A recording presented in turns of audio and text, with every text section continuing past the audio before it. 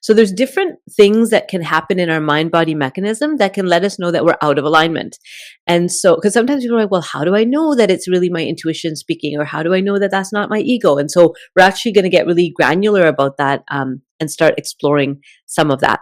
There's a very different emotional state when we're in alignment versus when we're out of alignment. Okay. So in alignment, we have certain emotional experiences, including a sense of inner peace, unconditional love, joy and gratitude, equanimity, so like a sense of balance and non-attachment. Whereas when we're out of alignment, when we're misaligned, there's other emotions. When we're out of alignment, one of the things that you might notice in you is anxiety and fear. Yeah. So there's a sense of restlessness. There's a sense of worry about the future or regrets about the past. We're kind of in this, we're not really in the present moment, right? We're somewhere else. We're in our head. And so we can feel that sense of anxiety and fear.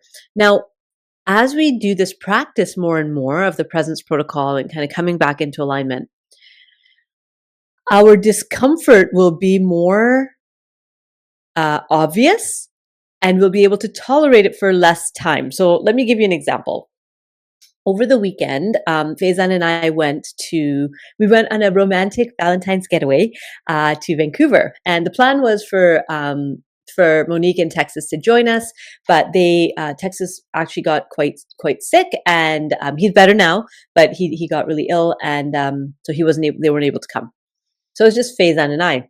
And when Texas and I were talking about this yesterday, we were joking about it, that if I had known it would have just been Faizan and I might not have booked the tickets, right? I might have been like, oh, we can just stay home and who needs a big fancy thing? But because it was going to be the four of us, and we booked tickets for a comedy show, and we stayed at a fancy hotel because, we were going with our friends.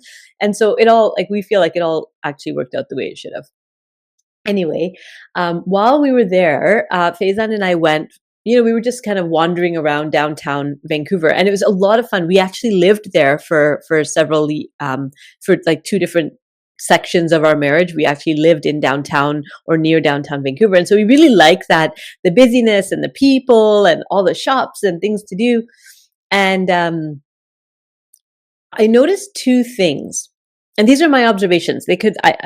There's not like empirical evidence to back this up. These are just my personal observations. So one of the things I noticed was that though there was a lot of people,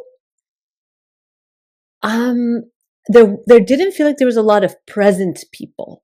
So one of the things I noticed in the community that we're building, that when people show up in this community here online or even at any of our events, there's a lot of presence. Like you can really feel the person. It's like they come and it's like all of them. You can feel that. What I noticed as we were walking around downtown was there's a lot of people, but I couldn't really feel them. It's like they were kind of checked out or there were walls up. And nobody really made eye contact, which is, I've noticed this moving to a small town, that in the small town that I live in, everybody that I meet, we make eye contact and there's this acknowledgement, even if they're a stranger, whereas in cities, that's not usually the norm. And so I noticed that there was lack of eye contact and people seemed kind of like in their heads, like they seem kind of busy and going somewhere and like not really like looking at, there's a few tourists like me and Faizan that were like, wow, look at this. But a lot of people were just kind of in that rush space, right? So that's one thing I noticed, was that different quality of presence that was there. The other thing I noticed was that I started feeling out of alignment. Probably about 2.5 or so hours into just walking around, I started not feeling good. Like I just started feeling a bit like uncomfortable in my body. I felt kind of jittery. I felt kind of irritable, like little things were irritating me.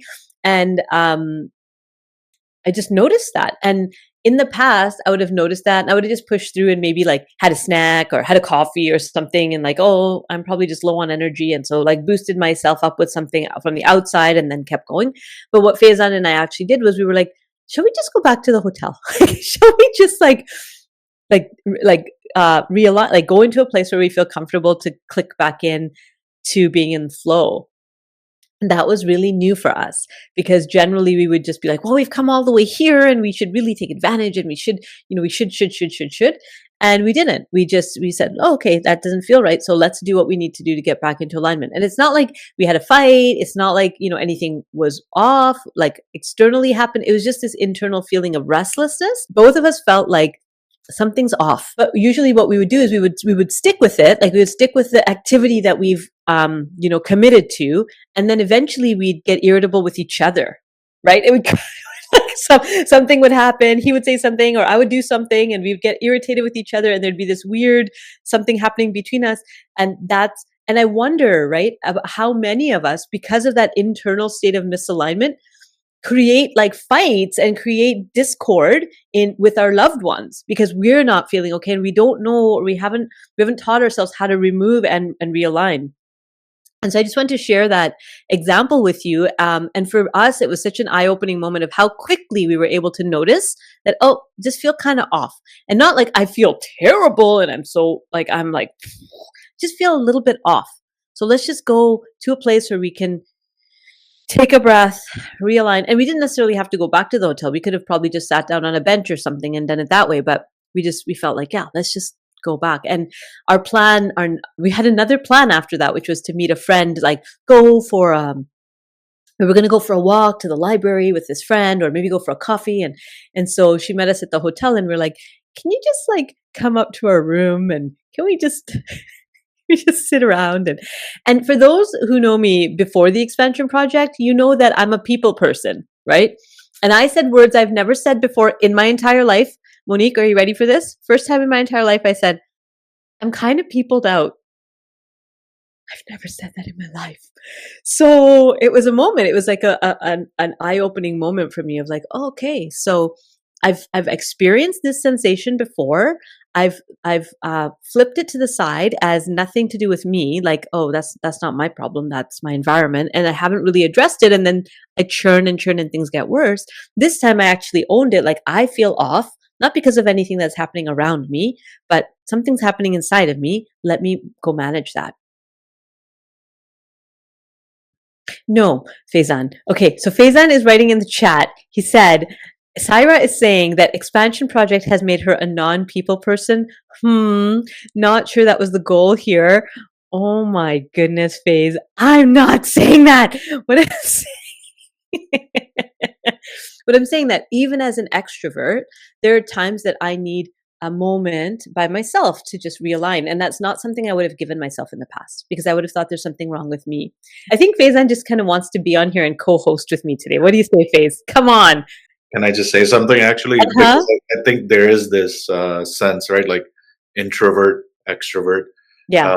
Is that they're like, I think I was telling you, like, I like being in downtown. I grew up in like downtown Chicago, like just most of my life working in different downtowns.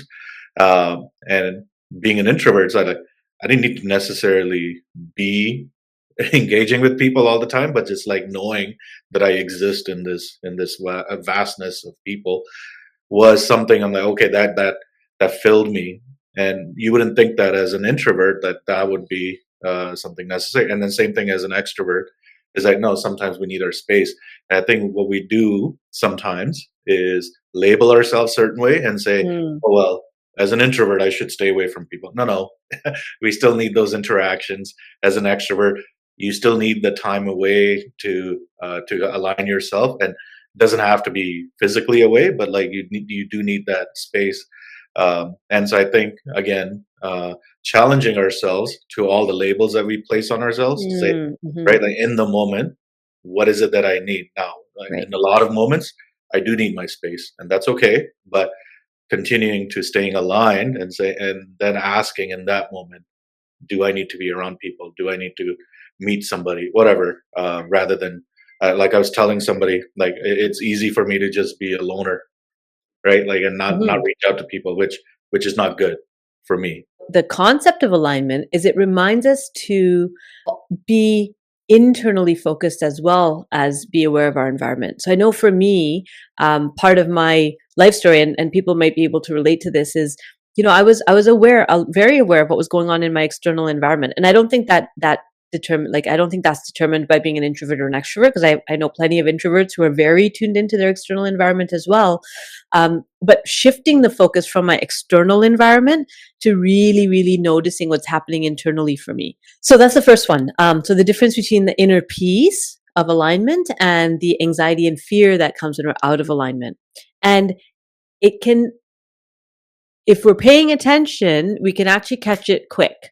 We can catch it quick. And it doesn't have to be right when we're in the, the ruminating thoughts and the overwhelm. We don't have to wait that until we're there to say, oh, I'm not really clicked in. Something's not quite right in me. So that's the first one.